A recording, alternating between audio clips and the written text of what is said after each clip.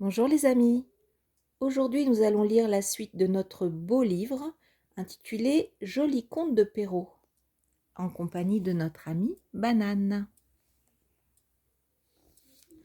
L'histoire d'aujourd'hui est Le chat botté. Il était une fois un meunier qui avait 3 fils. À sa mort, il leur laissa pour seul bien son moulin, son âne et son chat. L'aîné prit le moulin, le cadet prit l'âne et le benjamin hérita du chat. Il en fut fort déçu. « Que vais-je pouvoir faire de cet animal ?» dit-il en le regardant.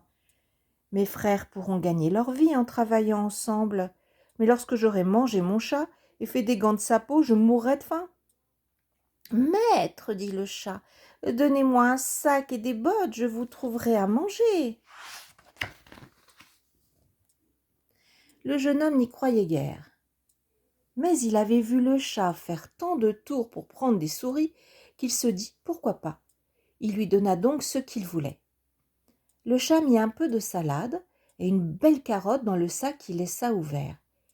Puis il s'allongea dans le pré et fit le mort. Des lapins approchèrent bientôt et sautèrent dans le sac que le chat boucla aussitôt. Il se rendit ensuite au palais et demanda à voir le roi, auquel il fit une grande révérence. « Sire, lui dit-il, voilà un lapin que monsieur le marquis de Carabas, c'était le nom qu'il venait d'inventer pour son maître, m'a chargé de vous remettre. »« Dis à ton maître, lui répondit le roi, que son cadeau me fait plaisir et que je le remercie. » Et le chat retourna chaque jour porter au roi perdrix ou faisan de la part du marquis. Un matin, le chat dit à son maître : « Le roi se promène avec sa fille, la princesse la plus belle du monde, le long de la rivière. Si vous suivez mon conseil, votre fortune est faite. Baignez-vous ici et laissez-moi faire. » Le jeune homme alla donc nager, pendant que le chat cachait ses vêtements derrière une pierre.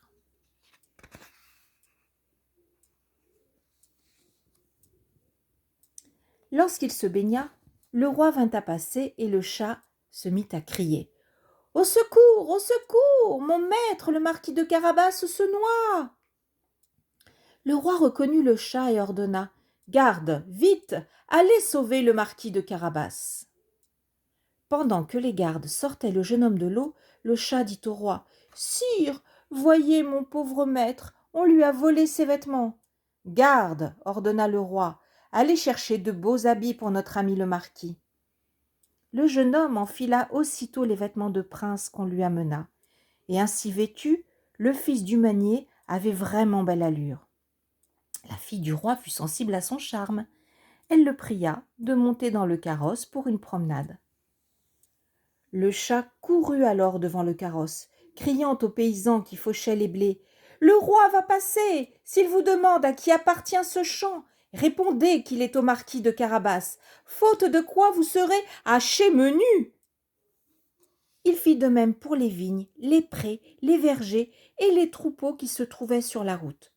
Chaque fois que le roi le demandait, tous appartenaient à monsieur le marquis de Carabas. « Que vous êtes riche, marquis, mon bon ami, lui dit le roi. »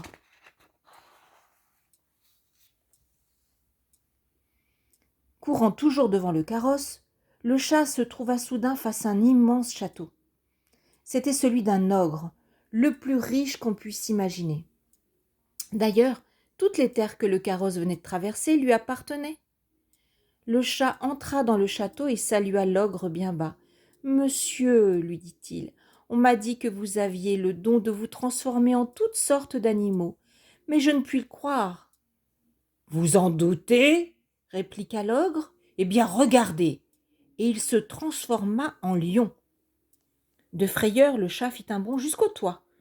Tout là-haut, il regretta d'ailleurs de porter des bottes. Elles n'étaient en effet pas très pratiques pour marcher sur les tuiles, et plusieurs fois il manqua de tomber. « Quelle peur vous m'avez faite !» avoua-t-il à l'ogre très fier. « Mais pouvez-vous également vous changer en une toute petite bête, un rat ou encore une souris ? Cela me paraît tout à fait impossible. »« Impossible ? Rugit l'ogre. « c'est ce que vous allez voir. Et il se transforma en une minuscule souris courant sur le plancher. Immédiatement, le chat se jeta sur elle et la dévora.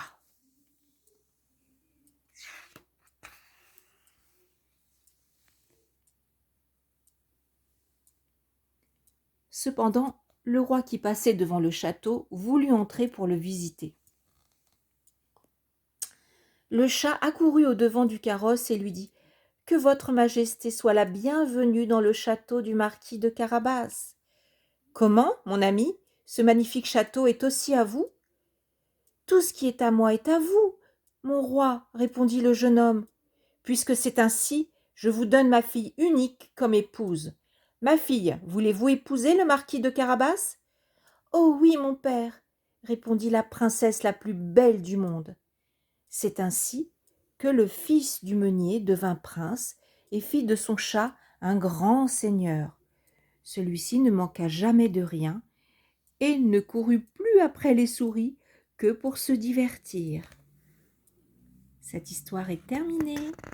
La prochaine fois, nous lirons Barbe bleue. Au revoir les amis.